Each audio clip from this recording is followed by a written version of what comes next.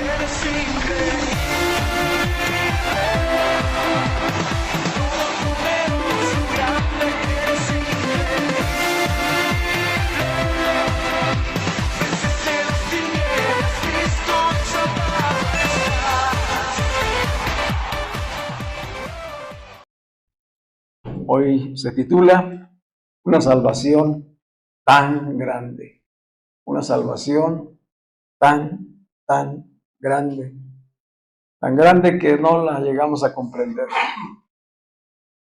La hemos confundido durante mucho tiempo con religión, con un cambio de religión, con un cambio de iglesia, por decir iglesia, ¿verdad? Porque no se puede cambiar de iglesia. La iglesia de Cristo es una sola.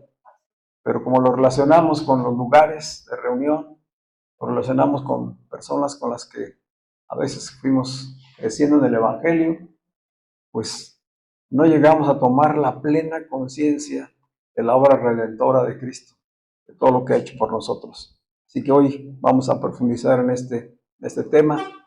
Ya el autor de la carta de Hebreos nos ha hablado de la grandeza de Jesucristo, ¿verdad? Como la imagen visible del Dios invisible, el Dios todopoderoso.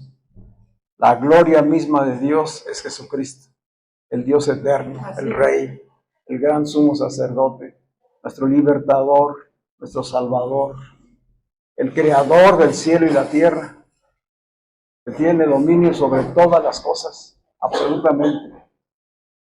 Así comenzó la carta a él, exaltando y poniendo en el lugar más alto que existe a Jesucristo, porque Él es el Altísimo, el Soberano. Amén. Desde el principio del siglo, dice, y hasta el final del siglo, Él siempre es y será el mismo. Él es Dios. Esa es la exaltación con la que Él comienza. Y le está hablando a creyentes, a cristianos, a judíos que se habían convertido al cristianismo al haber oído el Evangelio. Y estos hebreos a los que le está escribiendo son creyentes de ya una segunda generación. Ya no son los creyentes que inicialmente escucharon de parte de los apóstoles el Evangelio. Ya son segunda generación, gente que escuchó de los que ya habían recibido y que habían estado en el avivamiento de la iglesia cuando la iglesia empezó a ser dispersada en Jerusalén y que finalmente la persecución les alcanzó a ellos mismos. Pero es importante darnos cuenta que son una segunda generación porque ellos ya no conocieron de manera personal ni a Jesús ni a los apóstoles. Ellos ya conocieron a otros siervos, a otros líderes que el Señor fue levantando para que la iglesia siguiera multiplicándose. De manera que conocían a Jesús por lo que habían oído, por los testimonios, porque ni siquiera estaba escrito el Evangelio todavía. Todavía no habían sido publicados los Evangelios. Ellos conocían las cartas, los documentos de las Escrituras del Antiguo Testamento, pero todavía el Nuevo Testamento lo empezaban a conocer a través de estas cartas. Es decir, que hay una identificación con nosotros como iglesia hoy. Nosotros no conocimos a Pedro, a Juan, a Pablo, no conocimos a Jesús, lo conocemos a través de las Escrituras. Y ya somos una generación que después de 2000 años ha llegado a nosotros el Evangelio y el Espíritu de Dios ha obrado en gracia y nos ha llevado a la reconciliación con Dios, a la justificación. Si lo que ha sucedido con los primeros creyentes está sucediendo con nosotros. Y todo está fundamentado ya en la fe, no en lo que vemos, sino en lo que oímos y creemos, porque el Espíritu nos lo revela. Esta es otra parte muy importante. No es una obra humana, no depende de nosotros. No son nuestros esfuerzos, no es el portarnos bien, no es el desearlo. Es una obra del Espíritu en gracia para con cada uno de nosotros.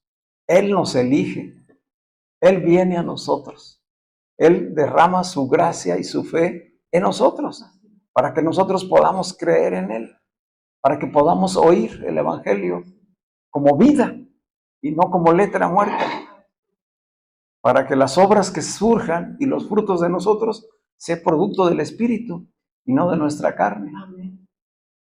Por eso es tan importante el mensaje, porque hay una gran distancia entre la carne y el Espíritu. Y la carne puede hacer buenas cosas, pero no son suficientes, ni es lo que viene del Espíritu. Y lo que estamos llevando a través del Espíritu es a descubrir la verdadera vida espiritual, a alejarnos de la religiosidad y poder crecer en la revelación, en el conocimiento, en el entendimiento de quién es Jesucristo. ¿Cómo es que habita en nosotros hoy? Así que el escritor ha empezado por argumentar la superioridad de Jesús. Dice, Jesús es superior a los profetas. Él no es un mensajero. Él es el mensaje mismo de Dios. Es la revelación completa de Dios. Él es superior a cualquier profeta, incluyendo a Moisés, a Elías, a los grandes profetas del Antiguo Testamento. Jesús es superior a ellos. Tremendo. Después nos dice, Jesús es superior a los ángeles. Sí, los ángeles vinieron en un momento delante de Moisés y le entregaron la ley. Y los ángeles han sido mensajeros, portadores de noticias para el pueblo de Israel. Pero Jesús es el creador mismo. Él creó a los ángeles y los creó para servir a los herederos de la salvación. Los ángeles le adoran, le exaltan.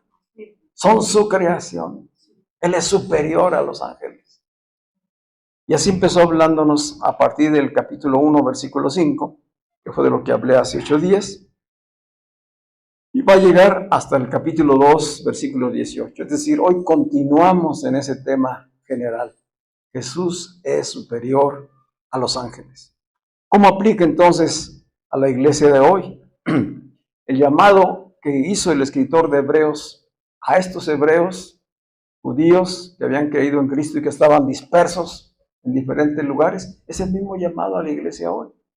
Yo les decía que la palabra hebreos está referida a ellos como herederos de la fe de Abraham el hebreo. Si lo que identifica a los judíos creyentes en Cristo es la misma fe que tuvo Abraham, el que fue llamado por Dios y que caminó sin verle, sin saber exactamente qué era lo que Dios quería, pero le creyó a Dios, caminó con Dios, cruzó los ríos, cruzó las aguas. Igualmente lo hizo Israel cuando fue llamado y hoy lo hace la iglesia. Los que son llamados, los que son elegidos, han de salir, han de desprenderse. ¿Qué le dijo Dios a Abraham? Vete de tu tierra y de tu parentela a la tierra que yo te daré. Lo primero que hay que hacer, ¿qué es? Dejar, desprenderse.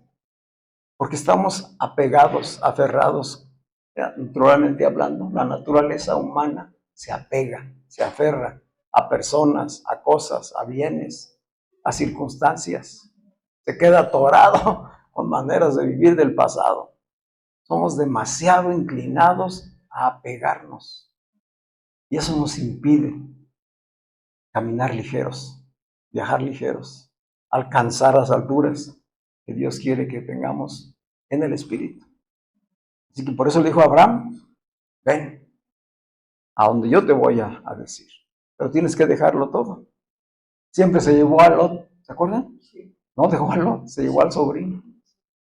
Y en su momento Dios le dijo, hoy es el momento ya también de que Lot se quede a un lado.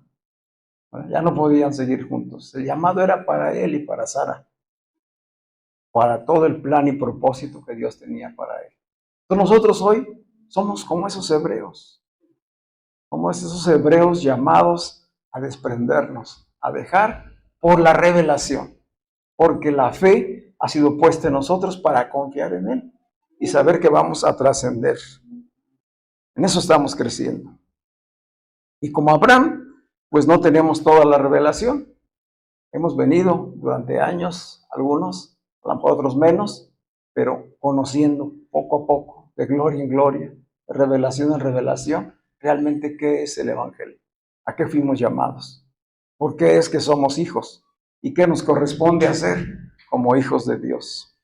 Así que estamos llamados a reconocer la grandeza y superioridad de Jesús, Hijo de Dios, y a ser diligentes en cuidar la salvación tan grande que ya se nos ha sido dada. Este capítulo 2 contiene la primera de 5 advertencias. Durante la carta, el autor de la carta hace 5 advertencias, 5 exhortaciones importantes a los hebreos que hoy se aplican directamente también a la iglesia. Y la intención es que presten más atención, oigan esto, que prestemos más atención a las palabras del Evangelio que ya nos fue anunciado. Si le está diciendo a los creyentes, no es suficiente lo que están haciendo, no es suficiente lo que han hecho hasta hoy. Y le está hablando a gente que está en quebranto, que está siendo perseguida, que está sufriendo, que experimenta dolor y tiene el deseo de volver atrás. Si a lo mejor estábamos más cómodos, estábamos en menores problemas cuando estábamos allá en el judaísmo. Aunque tuviéramos que ir al templo cada 8 días y llevar las ofrendas y llevar los animalitos para el sacrificio, ¿sí? Están en esa confusión. Y entonces el autor quiere sacudir sus conciencias y mostrarles que es superior, que es mucho más grande la salvación que ahora en Cristo tienen y también la tenemos nosotros. Así que vamos a leer. Hoy voy a abarcar todo el texto del capítulo 2 y lo vamos a ir haciendo así por partes para no perdernos en la lectura y en la explicación. Así que vamos a leer el capítulo 2, versículos del 1 al 18.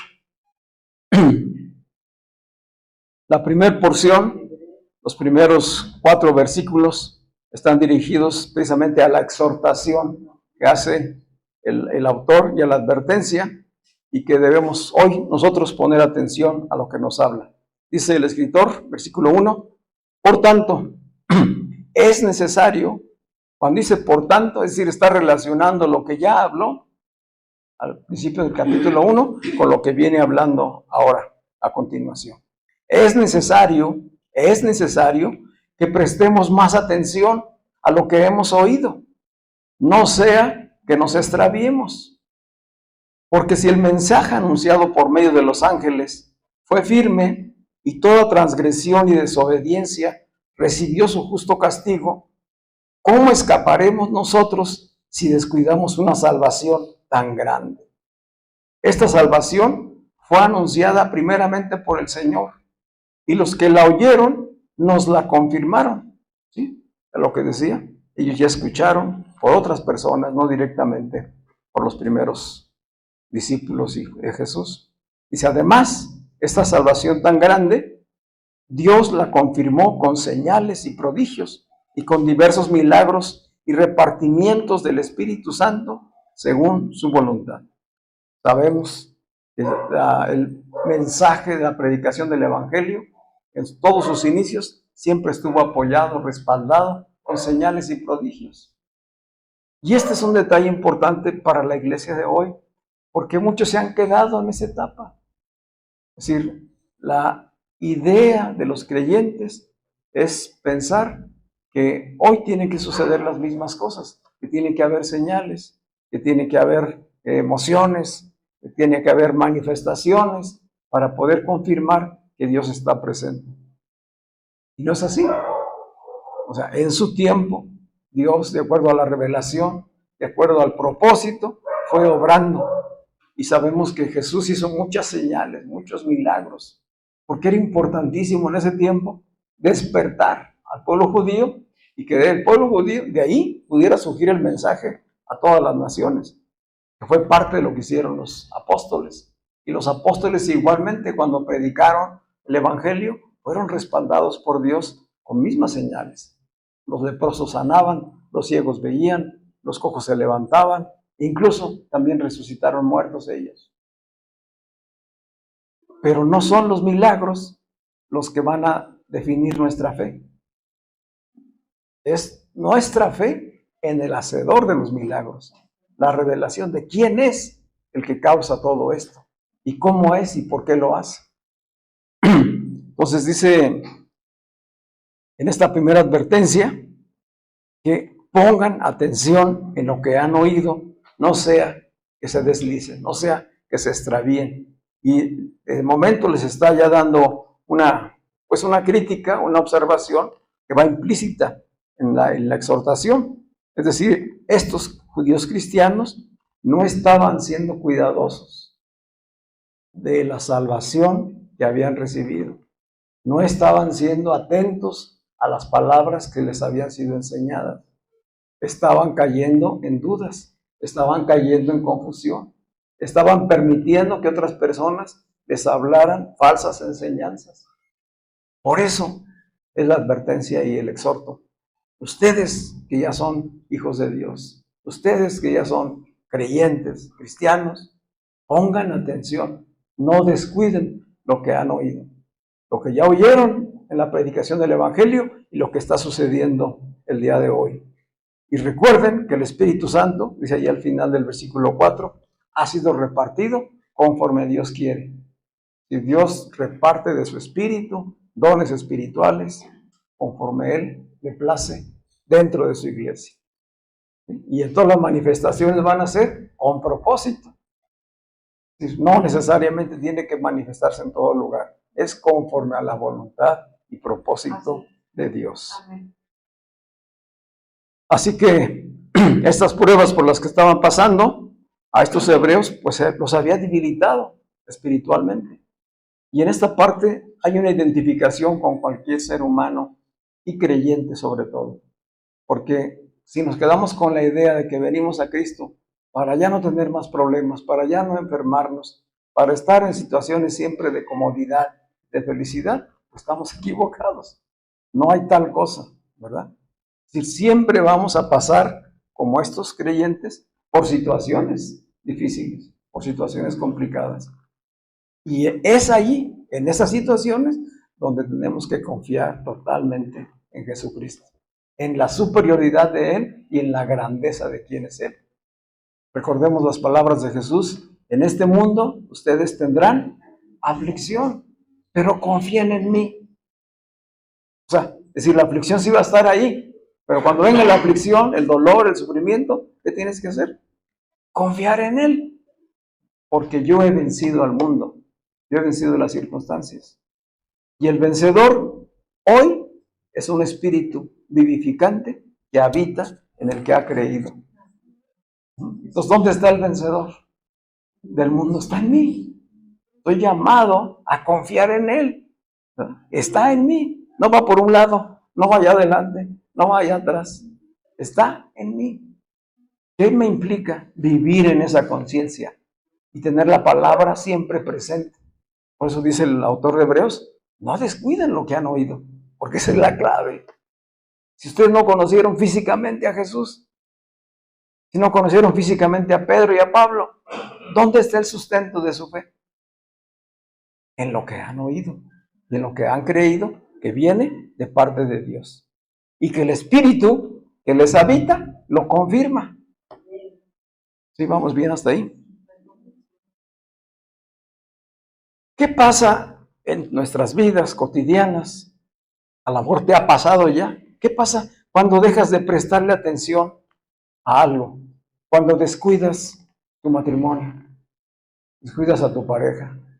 ¿Qué pasa cuando descuidas a tus hijos? Cuando dejas de prestarles atención. ¿Qué pasa cuando descuidas tu cuerpo? Cuando descuidas tu salud.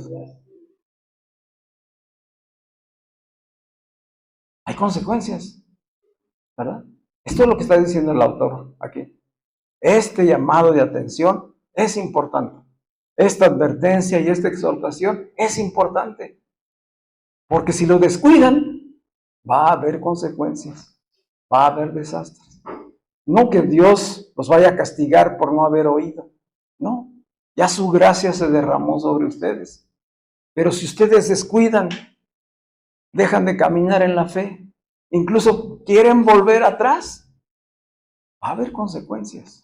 Van a sufrir, les va a doler. se pueden hasta extraviar y resbalar. ¿Sí? Como llega a suceder. Todo aquello a lo que dejamos de prestarle atención, todo aquello con lo que dejamos de comprometernos responsablemente, va a traer consecuencias. Inevitablemente se va a presentar. A lo mejor no de manera inmediata, pero sí en su momento. Por eso es el llamado.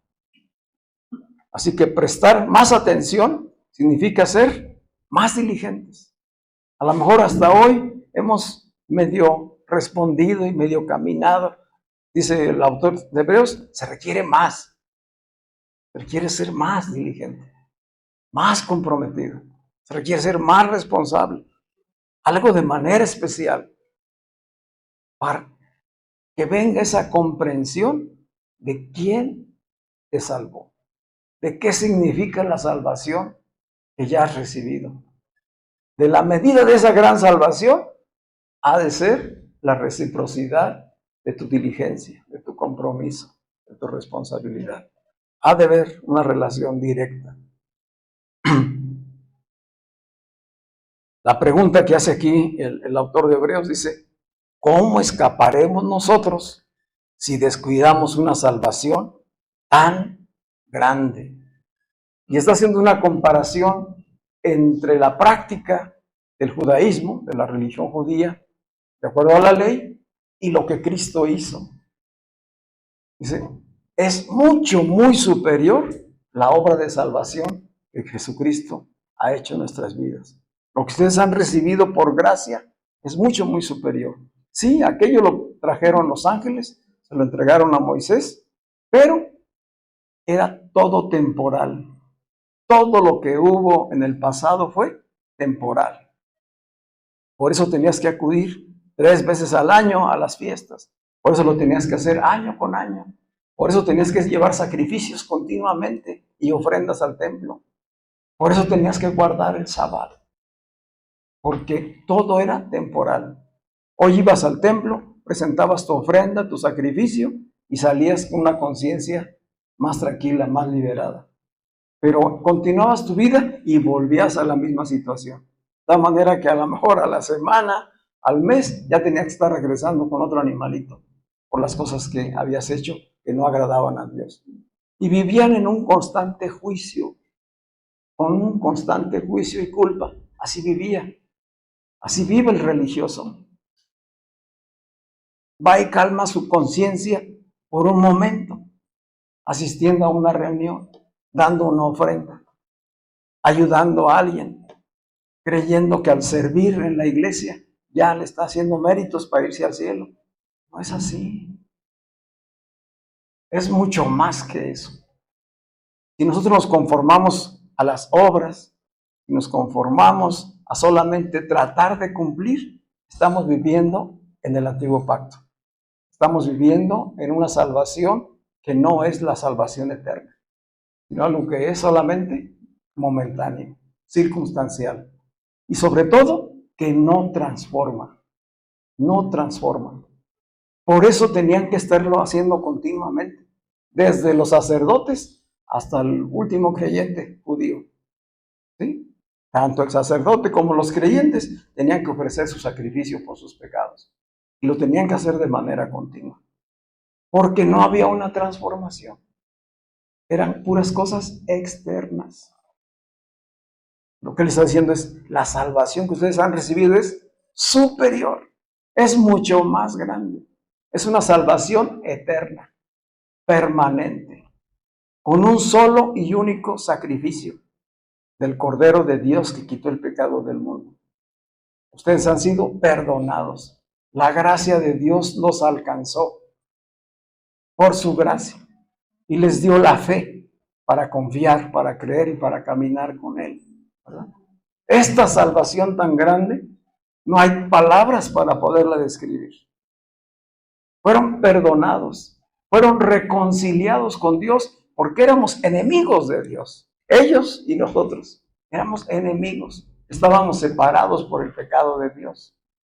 Y la obra de Cristo nos reconcilió, hizo la paz. La paz la hizo en sí mismo, derramando su sangre crucificando su cuerpo, muriendo y resucitando para darnos vida eterna. Así nos justificó, porque el Padre recibió la ofrenda, recibió el sacrificio en sustitución de todos los pecadores. Y nos perdonó y nos liberó. Y además nos llamó hijos. Por medio de Jesucristo nos hizo parte de su familia. Y hoy te dice hijo, hija. Es una salvación que no alcanzamos a comprender la totalidad de ella. Porque ningún mérito hicimos. No hicimos ningún mérito.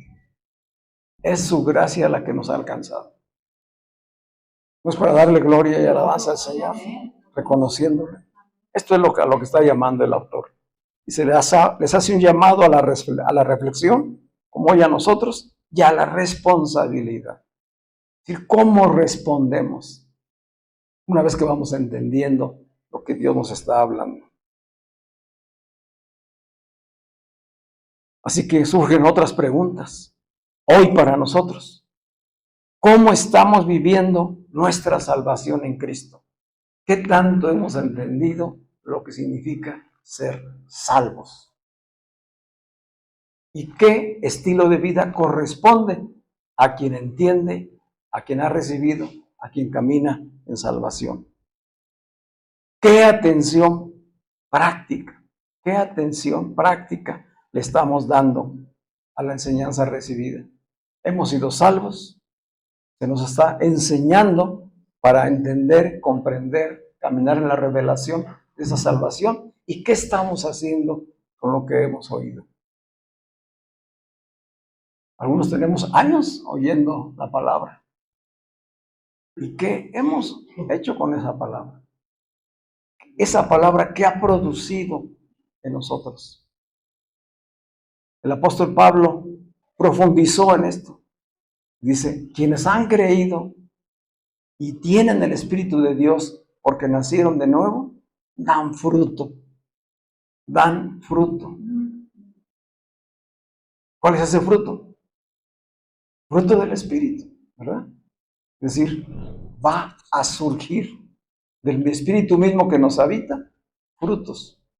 Amor, gozo, paz, paciencia, fe, benignidad, mansedumbre, templanza. Son frutos. ¿Cómo sé que yo soy salvo? ¿Cómo sé que el Espíritu de Dios vive en mí? ¿Qué dijo Jesús? Por sus obras los conoceréis, por sus frutos, perdón. Por sus frutos los conoceréis, no por sus obras. Por sus frutos los conoceréis. ¿Cuál fruto? El fruto del Espíritu, ¿verdad? Entonces, es más que las obras. Las obras no son suficientes. Se requiere que haya fruto de la transformación. Que efectivamente se sepa, esté consciente de que Cristo habita en mí, de que he nacido de nuevo y que está produciendo el fruto. Y que ese fruto se produce por la fe en Él, por la confianza en Él y por la palabra que estoy recibiendo. Porque dice la Escritura que la palabra es como agua purificadora, es como agua de vida, que va renovando mi pensamiento, limpiando todo mi ser interior y ayudándome a vivir en una conciencia despierta. ¿Vamos bien? Sí. Así pues que el llamado a no descuidar esta salvación tan grande es porque muchos manifestaban falta de compromiso, negligencia en la práctica de la fe. Habían descuidado su salvación. Estaban permitiendo que otras voces, otras enseñanzas estuvieran llegando a su vida. Y muchos, por lo que dice después el autor de Hebreos, ya habían vuelto atrás. Sí, en este momento que él está escribiendo, ya muchos habían regresado al judaísmo, una vez que ya habían sido creyentes. Hoy yo creo que ustedes lo han visto en diferentes plataformas que hay ahora en internet, que hay personas que después de haber estado caminando en la vida en Cristo, en una iglesia, una congregación local, de pronto regresan a la tradición o abandonan totalmente cualquier práctica de fe porque están frustrados por desanimarse. ¿Qué sucedió? En realidad se descuidó. No hubo entendimiento de la salvación tan grande y se resbalaron. Así que no solamente implica olvidarse, implica también caer en el menosprecio. Y es en el menosprecio a Jesucristo, el autor de la salvación. Implica caer en indiferencia a la gracia de Dios y por último, como decía, hasta apartarse de la verdad. Esto es lo que en los primeros versículos nos está diciendo el autor de Hebreos en este capítulo 2. Y una vez que ha hablado de esta salvación tan grande, él quiere profundizar en el autor de esa salvación. Si la grandeza de la salvación tan grande que hemos recibido, pues tiene que ver con la superioridad y grandeza de quién es el Salvador. Y sobre esto vamos a ver. Vamos a leer ahí el versículo 5, capítulo 2, versículo 5 al 8. Dice el autor: Dios no puso el mundo venidero del cual estamos hablando, o sea, el mundo que ya le pertenece al reino de Dios.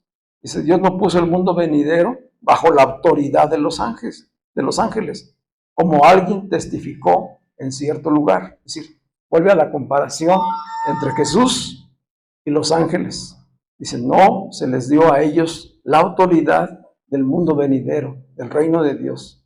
Dice, como alguien testificó. ¿Quién es ese alguien? Y empieza a citar el Salmo 8, versículos 4 al 6, que fue escrito por David. Y dice él, citando el Salmo, primeramente una pregunta: ¿qué es el hombre para que te acuerdes de él? ¿O el hijo del hombre para que lo tengas en cuenta? Lo hiciste un poco menor que los ángeles, lo coronaste de gloria y de honra, y lo pusiste sobre las obras de tus manos. Todo lo sujetaste debajo de sus pies. El escritor de Hebreos es un excelente predicador y lo muestra aquí en su escritura. Ustedes ya se han dado cuenta que desde que empezamos a leer esta carta, el autor constantemente recurre a citas del Antiguo Testamento. O sea, se va a las escrituras porque le está hablando a judíos que conocían perfectamente la ley. Y él lo que hace es fundamentar, argumentar lo que le está diciendo, citando las escrituras del Antiguo Testamento, pero mostrándole la luz y la revelación de aquello que fue anunciado. Dice, todo lo que fue anunciado antes fueron sombras, fueron tipos, fueron figuras, pero hoy vivimos en la realidad, en la esencia misma que es Cristo, porque todo lo que se escribió antes fue para que llegara el Mesías. ¿Sí? Y entonces, aquí citando el Salmo 8, que es el Salmo de David, recordamos que es una reflexión que está haciendo David. David, que pasaba mucho tiempo en el campo como pastor de ovejas, seguramente una noche, en sus reflexiones, en sus meditaciones, se quedó asombrado y maravillado de ver un cielo estrellado, ¿verdad?, con millones de estrellas, como le sucedió a Abraham. ¿Se acuerdan? Que en un momento Dios mismo lo sacó de su tienda en la noche para que viera. O sea, a ver, cuenta las estrellas, si es que las puedes contar, ¿verdad? Así será tu descendencia. Aquí David está en un momento de éxtasis también y empieza a reflexionar y dice, ante esta grandeza, ¿qué ha pasado a ti alguna vez? Sí. Ante estas maravillas y que vaya que es limitado nuestro alcance para ver el universo. Pero de lo que alcanzas a ver, me pregunto, ¿qué es el hombre? Es decir, él se siente frágil, pequeño, ¿verdad?, mínimo en comparación a la grandeza del universo. ¿Qué es el hombre? Tú, Señor, que creaste todo eso con tu grandeza, con tu poder, ¿qué es el Hijo del Hombre para que lo tomes en cuenta? ¿Qué es el Hijo del Hombre para que pongas atención en él? Una buena reflexión, ¿verdad? ¿Cómo es que Dios conoce tu nombre? Entre tantos millones que han vivido, entre más millones que vivirán, y los que viven, ¿por qué te conoce por tu nombre? ¿Cómo fue que te eligió? ¿Por qué puso la atención en ti? ¿Te has puesto a pensar alguna vez? Es una maravilla, ¿verdad? Es una bendición grandísima de parte de Dios que ponga sus ojos en ti y que te diga, antes de que estuvieras en el vientre de tu madre, yo ya te conocía. Yo fui quien te puse nombre y te he llamado hija o hijo. Antes de que me conocieras, antes de que te fuera revelado quién soy yo, antes de que justificara tus faltas y pecados a través de Jesucristo, ya te conocía. No eres un accidente, no estás aquí por casualidad, no eres una persona sin propósito. Hay un plan perfecto en el que yo te incluí desde antes de nacer. Esta es la reflexión a la que nos lleva David. Y David dice que en el principio, está hablando del diseño de Dios en la creación del mundo, dice, hiciste al hombre un poco menor que los ángeles. ¿Por qué? Porque los ángeles son espíritus, como ya nos lo había revelado, y si son espíritus, pues ya eran eternos, ¿verdad? Dice, y al hombre lo hiciste un poco menor, un poco menor. Pero aunque lo hizo menor, dice, lo coronaste de gloria y de honra. Le diste dignidad, le diste autoridad. Y recuerdan que así fue con Adán y Eva. Dice, todo lo pusiste debajo de sus pies. ¿Qué le dijo Dios a Adán? Señorea, gobierna sobre todo lo que he creado. Para eso te he puesto en este lugar, ¿verdad? ¿Y qué sucedió? Descuidó. Esta es la esencia del mensaje. ¿Qué pasó? Se descuidó. De tal manera que los descuidos, la falta de atención a las cosas que son importantes, trae consecuencias. Y a veces consecuencias muy graves. Esto fue tan grave que por un hombre entró el pecado y la muerte a todos los hombres, a toda la humanidad, por todas las generaciones. ¿Fue grave? Uh-huh. Por un hombre entró el pecado y la muerte. Y de ahí estamos sufriendo las consecuencias toda la humanidad. Dice David, eso fue en un principio. Todo lo pusiste debajo de sus pies.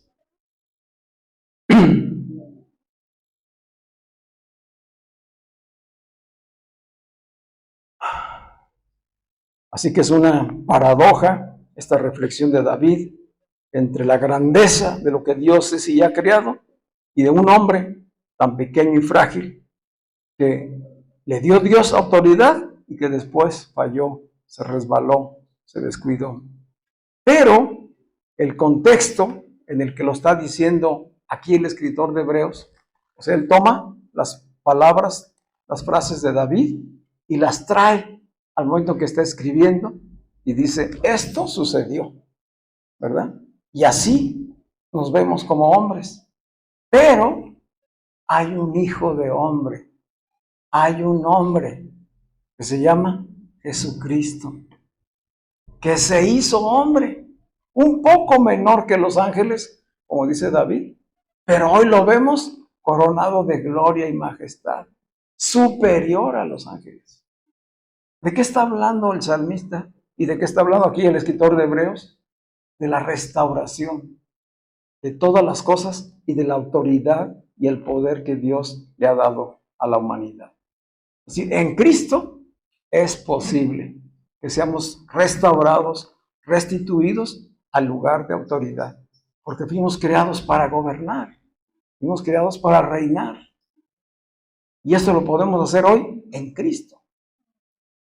Entonces, del que está hablando ahí ya es de Jesús, del Jesús resucitado, del Jesús glorificado, que está sentado en el trono. Todo fue puesto, dice, debajo de sus pies. Aunque en un primer momento estuvo aquí en la tierra y fue un poco menor que los ángeles. Pero hoy Él es nuevamente superior, porque Él es su creador. Él vino a cumplir un propósito y sobre esto profundiza Él. Dice el versículo 5, Dios no sujetó el mundo venidero a los ángeles, no se los dio a la autoridad. ¿Qué significa? Que una vez que Jesús consumó la obra de redención, de reconciliación, a Él se le dio toda la autoridad en los cielos y en la tierra. Él es quien gobierna, incluidos a los ángeles, a los profetas y a todo lo que ha sido revelado, incluido a nosotros. Y así lo dijo Jesús en Mateo 28:18. Antes de que Él ascendiera, cuando ya había resucitado, le dijo allí a sus discípulos, toda autoridad me ha sido dada en el cielo y en la tierra. Por tanto, yo les digo, vayan y hagan discípulos. ¿Con qué autoridad? La de Él, ¿verdad? La que ya tiene Él en ese momento. En ese momento Él está siendo superior a todo. Está siendo restaurado. Él es el nuevo Adán, que no le falló a Dios, que no descuidó, que no desatendió, sino que obedeció y fue fiel hasta la muerte, y una muerte sacrificial. Dice el autor que es a Él a quien se le pusieron todas las cosas debajo de sus pies y no dejó nada que no le estuviera sujeto. Pero pues se pregunta él, aunque aún no vemos que todas las cosas le estén sujetas. Ya se refiere a la humanidad, es decir, aún no se ve que aunque ya la obra de salvación sucedió, la humanidad no se ve que ya esté gobernando. ¿Cuál humanidad? La de la iglesia, la nueva humanidad. Dice el versículo 9, pero lo que sí vemos es que Jesús fue hecho un poco menor. Lo que sí vemos es que Jesús, que fue hecho un poco menor que los ángeles, está coronado de gloria y de honra a causa de la muerte que sufrió. A causa de la muerte que sufrió, Dios lo ha exaltado una vez que resucitó y lo ha colocado en el trono. Dios, dice, en su bondad, quiso que Jesús experimentara la muerte para el bien de todos. Y aquí empieza la reflexión, nuevamente hablando de la grandeza de la salvación y del Salvador. Fue decisión de Dios, no fue decisión del gobierno romano, no fue decisión ni voluntad de los religiosos fariseos que Cristo fuera a la cruz y muriera de la manera que murió. ¿Fue decisión de quién? De Dios. Fue la voluntad de Dios. Cuando Jesús oraba en el huerto de Getsemaní, antes de que le llevaran al sufrimiento, al martirio, Él decía, Padre, que pase de mí esta copa. Y terminó diciendo, pero que no se haga mi voluntad, sino que se haga la tuya. ¿Cuál voluntad se hizo? La de Dios el Padre. Había propósito. Y Él fue fiel. Él fue obediente, sujetado. ¿Le dolió? Claro que sí. Estamos hablando de un hombre, 100% hombre, pero también 100% Dios. Aquí empieza el autor a profundizar en la encarnación y en la humanidad de Jesucristo. Dice el versículo 10, porque convenía que Dios, por quien todas las cosas existen y subsisten, perfeccionara mediante el sufrimiento al autor de la salvación de ellos, a fin de llevar muchos hijos a la gloria. ¿Cuál fue el propósito? No había un solo hombre, no había una religión, no había un templo que fuera suficiente para justificar al hombre delante de Dios. Todo era temporal. Por eso Dios mismo tuvo que venir en forma de hombre, hacerse humano, para identificarse plenamente con los hombres y desde la condición de hombre, pero sin pecado, morir para bien de toda la humanidad. Tremendo. Es una muerte sacrificial en amor, porque Dios así lo estableció. Es decir, cuando pregunta a David, ¿qué es el hombre? Para que tengas en memoria, para que pongas atención, pues ¿cómo que qué es? Es la gloria, la corona de su creación. Así lo dijo Dios. Pero esa gloria y corona de su creación solamente puede ser restaurada en Jesucristo. Mientras tanto está separada está muerta delante de Dios. Mientras no está en Cristo, está muerta, lejos de la bendición de Dios. Pero una vez que está en Cristo, la gracia es derramada. Y entonces somos reconciliados, justificados y vueltos a la posición de gloria que antes tenía Jesucristo. Dice que Dios quiso que Jesús fuera perfeccionado mediante el sufrimiento para ser el autor de la salvación y de esa manera llevar muchos hijos a la gloria. Esta es pues la gran obra de salvación del Dios hombre, el Dios que se hizo hombre para poder conducirnos a la redención y a la salvación. Dios en su bondad quiso que Jesús experimentara la muerte. Así lo dice Juan 3:16, ¿se acuerdan? De tal manera amó Dios al mundo que dio a su único Hijo, para que todo aquel que en Él cree no se pierda, mas tenga vida eterna. Este fue el propósito, el gran propósito de Dios. Dice Romanos 5:8, que cuánto nos ama el Padre, que nos ha dado su propio amor. Dice, siendo aún pecadores, Cristo murió por nosotros. Desde el principio dice el versículo, mas Dios muestra su amor. Romanos 5:8.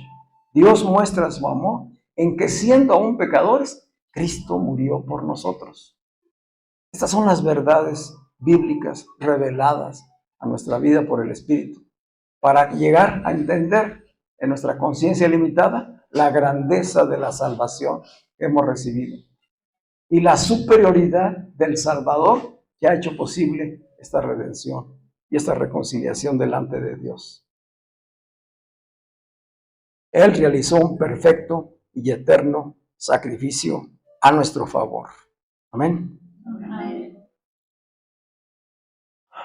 Todo lo que sucedió antes, durante la cruz y después de la cruz, nunca estuvo fuera del control de Dios. Todo fue su plan perfecto. Es un plan eterno y perfecto. Y es consumado en un nuevo pacto.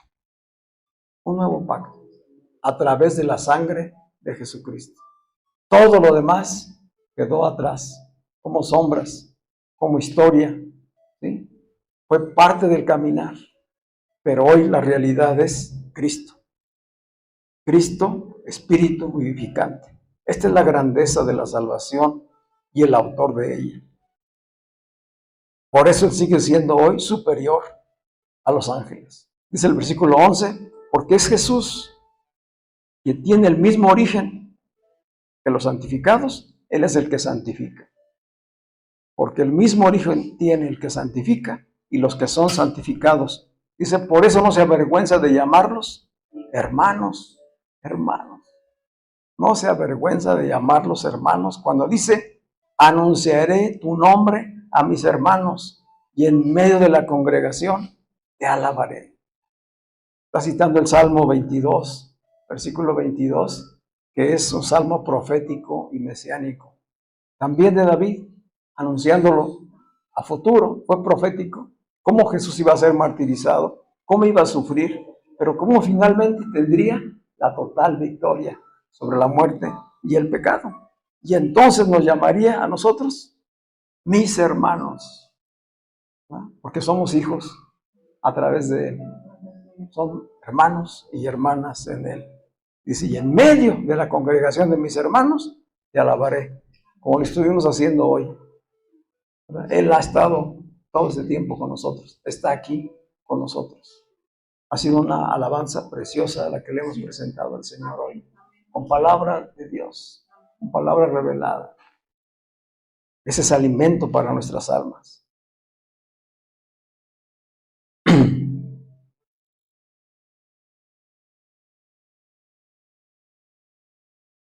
Voy a pasarme hasta el versículo 14, que ya el tiempo nos está ganando. Dice el versículo 14, así como los hijos eran de carne y hueso, también Él, Jesús, era de carne y hueso, para que por medio de la muerte destruyera al que tenía el dominio sobre la muerte, es decir, al diablo. ¿Por qué fue necesario que se hiciera primero hombre de carne y hueso? Y luego fue necesario que ese hombre de carne y hueso fuera crucificado, martirizado, de la manera que sucedió. ¿Por qué? Porque ese era el plan de Dios. Era la única manera de destruir al que tenía el dominio sobre la muerte, es decir, al diablo. Y está hablando del espíritu de maldad. El mismo espíritu que se presentó en forma de serpiente y engañó a Adán y a Eva. Ese mismo espíritu que se mueve hasta el día de hoy, dice la palabra, porque es el príncipe de la potestad del aire. Cuando habla del príncipe de la potestad del aire, está describiendo a un espíritu. El aire es símbolo espiritual. Entonces, ese espíritu de maldad se mueve. Es un sistema que opera en el mundo. Y ese sistema actúa en contra del hombre, lo cautiva, lo lleva a la muerte. ¿Dónde está el poder del diablo sobre la humanidad? En la influencia y el dominio de la voluntad humana. En la influencia y el dominio de la voluntad humana está el poder del diablo. Dice la palabra de Dios que el pecado es el aguijón de la muerte. Entonces, ¿qué es lo que provoca? Podemos ver aquí la cadenita. El diablo, como espíritu de maldad, como sistema, cautiva las almas, seduce las carnes, influye en ellas y pone el aguijón del pecado. Y una vez que el aguijón del pecado penetra en nuestras vidas, ¿qué produce? Así sucedió desde el Edén, así sigue sucediendo hoy. Era necesario que esa humanidad que había sido separada de Dios, estaba muerta espiritualmente, fuera crucificada en la cruz. Cristo en sí mismo llevó todo el pecado, toda la maldad, para que el Padre aceptara la justicia del Hijo y perdonara y reconciliara a la humanidad. Estamos viendo la grandeza de esta salvación.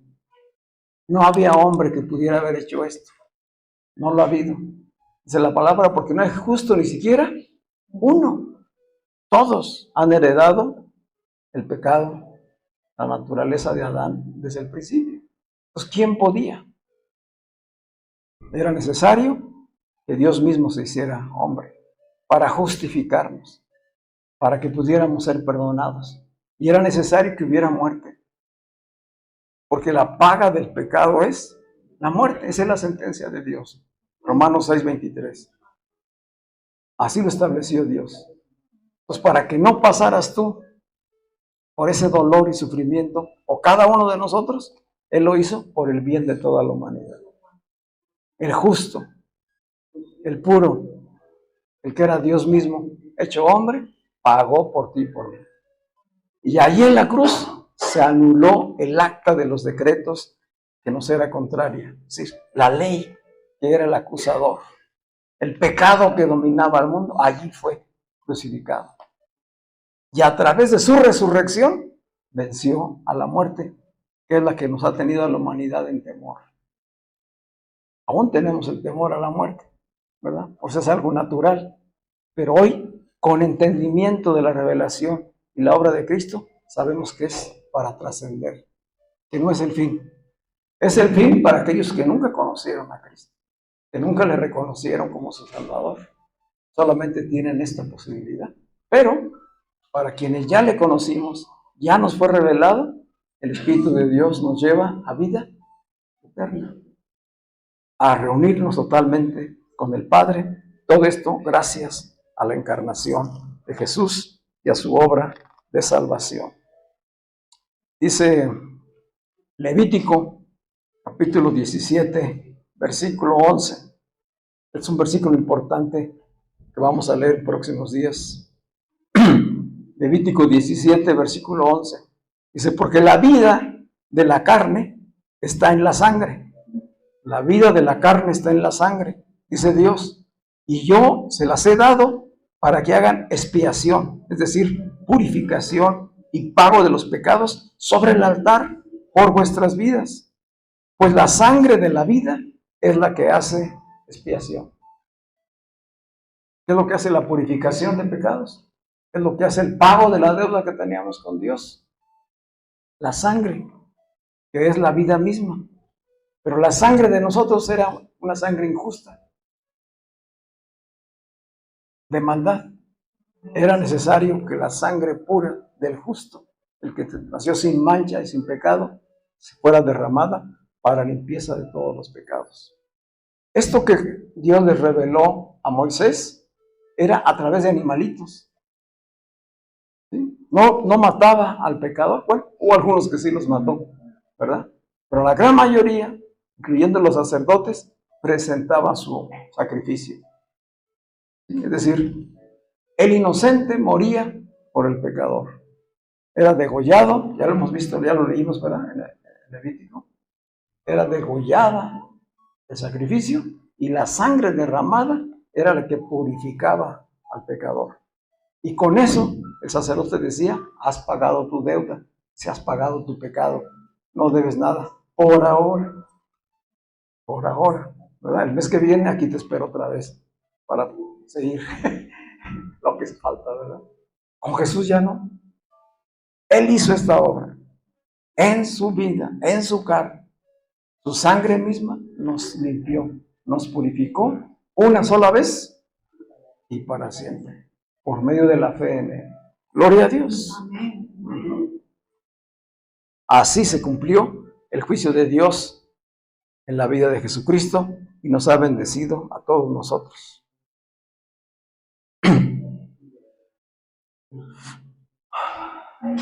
Hay mucho más que podríamos seguir hablando, pero pues ya no nos da tiempo.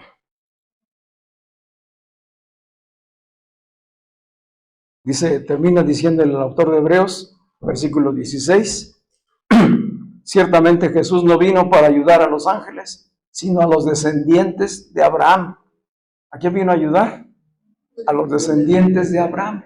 ¿Quiénes son esos? Los de la fe, los hebreos. Son nosotros. Nos vino a ayudar a nosotros. Por eso le era ser necesario, semejante a sus hermanos, en todo, para que llegara a ser un sumo sacerdote, misericordioso y fiel en lo que a Dios se refiere, y expiara los pecados del pueblo, es decir, purificara, pagara la deuda de los pecados del pueblo, puesto que él mismo sufrió la tentación, es poderoso para ayudar a los que son tentados. Esta es la obra perfecta de Jesucristo. Un sacerdote, un gran sumo sacerdote, sacado de entre los hombres, pero sin pecado, sin mancha, que él mismo fue el sacrificio. No del orden de Aarón, no del orden levítico, sino del orden de Melquisedec. Sin principio ni fin, un sacerdote eterno. Él es el que intercede hoy por nosotros. ¿Se dan cuenta de la salvación tan grande de la que hoy somos beneficiarios? Vamos a estar de pie.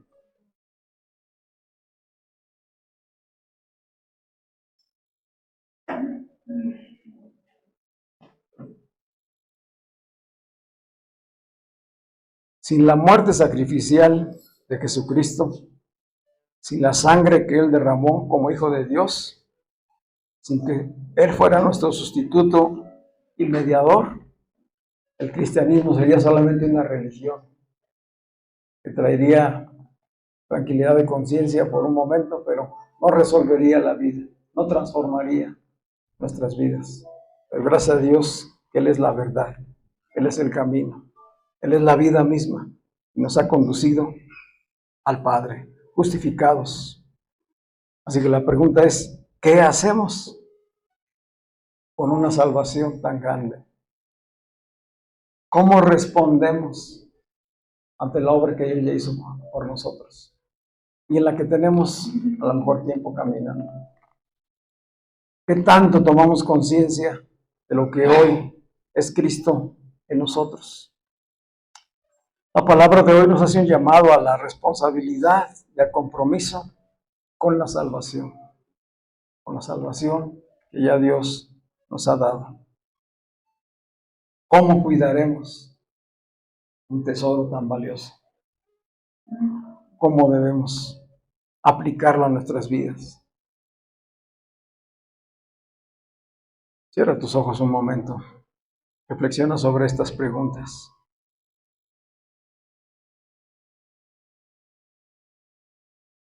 Si somos hijos de Dios, justificados, perdonados, reconciliados,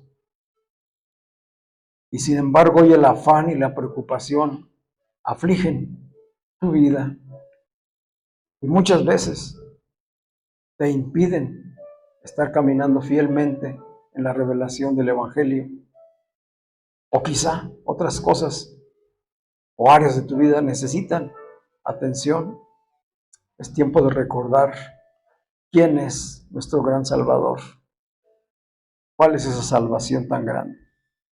Él nos dice hoy, estén quietos y sepan que yo soy Dios. Vengan a mí los que están trabajados y cansados. Yo les voy a hacer descansar.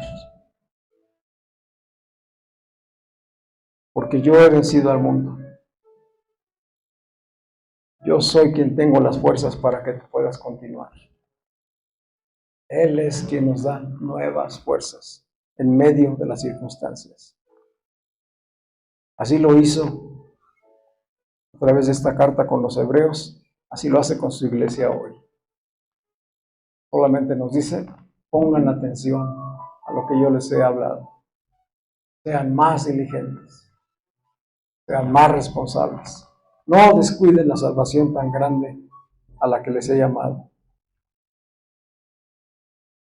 Padre, hoy queremos, desde el Espíritu mismo que nos habita, Señor, recordar y valorar la gran salvación que tú nos has dado, Señor.